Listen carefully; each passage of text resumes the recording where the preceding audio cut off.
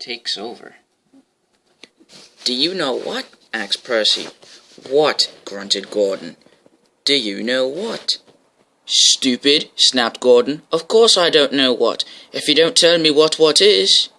"The Fat Controller says that the yard work is too heavy for me, so he is getting a bigger engine to help me."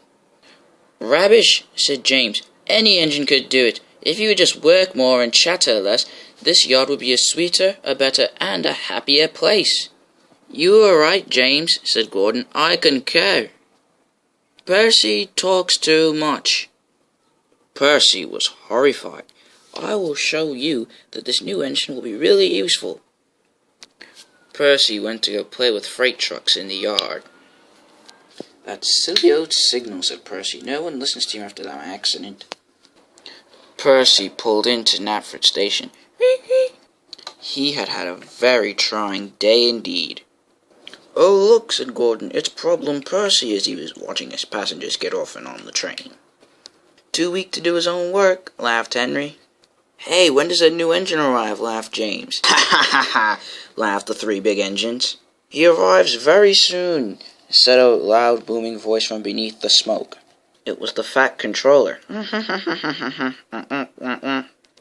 "The new engine shall be here in a few days. So Percy, you shall have to cope with the yard work until he arrives. Can you do that for me?" "Yes, sir, I'll try, sir, but only if these big engines stop teasing." But Sir Topham Hatt laughed. "He's not here anymore, silly," laughed Gordon as Gordon pulled grandly out of the station. "Why don't you learn to listen?" said Henry. "But he's no good," laughed James, "and he's only Percy after all." Percy was very upset indeed.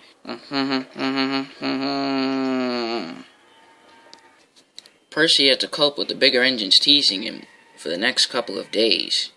It was very tiresome work indeed. Henry whooshed steam at Percy as he puffed past. "Clanky wheels," laughed Henry, "and you whoosh steam all over Percy."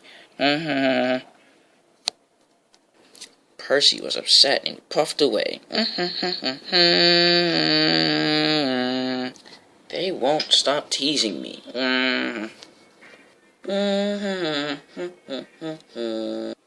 And as Percy and Thomas worked Knapford Station, Gordon and James tooted their whistles and whooshed steam at Percy.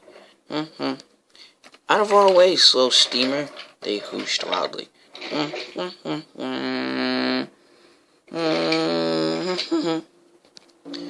"Why do you let them do that to you, Percy?" confided Thomas to Percy. "I don't know," puffed Percy, and he steamed sadly away with his trucks.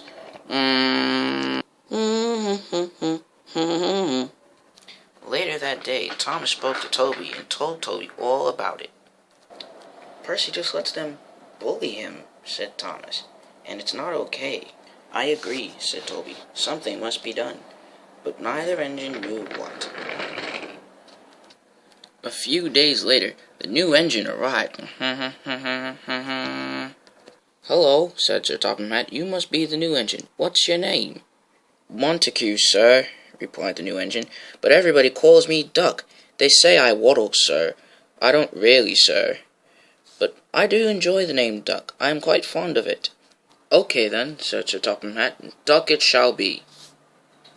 Duck, the Great Western engine, was proud of his new name. Percy pulled into the yards. "Here, Percy, show Duck round. Show him what it's like to be a Sodor engine." "It doesn't seem so fun anymore," thought Percy to himself. But Duck and Percy steamed proudly away.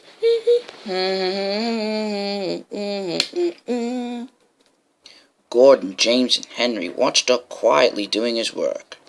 "He seems a simple sort of engine," laughed James. "Let's have some fun and order him about," whistled Gordon. So each of the three big engines took their turn wheeshing steam and tooting at him. Wheesh! Quack, quack, quack, quack, quack, quack.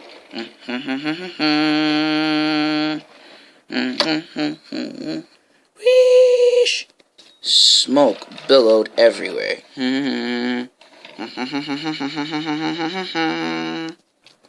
Finally, Percy lost patience. "I'm sorry, Duck," said Percy. "I do apologize for their silly behavior." "Never mind that," said Duck. "Do they tell you to do things too, Percy?" "Yes, they do," replied Percy. "Just earlier, Gordon told me that I could go into Thomas's ditch that he fell down one time and take a—" Now, said Duck. "It was a mine, and still, I don't need to know the whole story." And Duck whispered a plan to Percy. "We shall do it tonight," said Duck. "Keep secret from the others." Percy promised Duck to keep it secret, and ran off back to the yard. Duck and Percy were at Tidmouth's sheds that afternoon. Gordon, James, and Henry chugged home. It had been a very busy day, and all wanted a rest. They inched angrily towards the turntable. Duck and Percy barred their way. "Let us in our sheds," said the three big engines. "No." "And why not?" whooshed Gordon. "You were rude to us," said Duck, "and we won't let you have our sheds." "But we're tired," puffed Henry. "So are we," said Percy. "We're tired of you. We don't like the three of you. You guys are big bullies. Keep out." "All right," said James. "We'll keep out. But just wait," he whistled. Sir Topham Hatt was in his office, having cream donuts and cakes for lunch, when he heard a disturbing sound.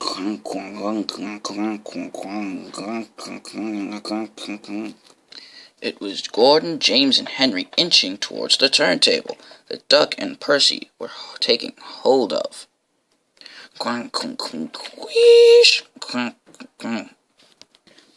"Brother," said Sir Topham Hatt, "and I was just eating my first cake too." He grabbed his hat and hurried to the engine yard. Duck and Percy sat calmly on the switches laid outside Tidmouth's sheds. The three big engines were growing cross. Still. "Woo! Woo! Quiet!" said a voice. It was Sir Topham Hatt. "Percy and Duck, I am pleased with your work today, but not with your behavior tonight. You have caused a disturbance." The three big engines sniggered. "As for you," thundered Sir Topham Hatt, "you've been worse. You made the disturbance." "Duck is quite right. I am the controller and I give the orders.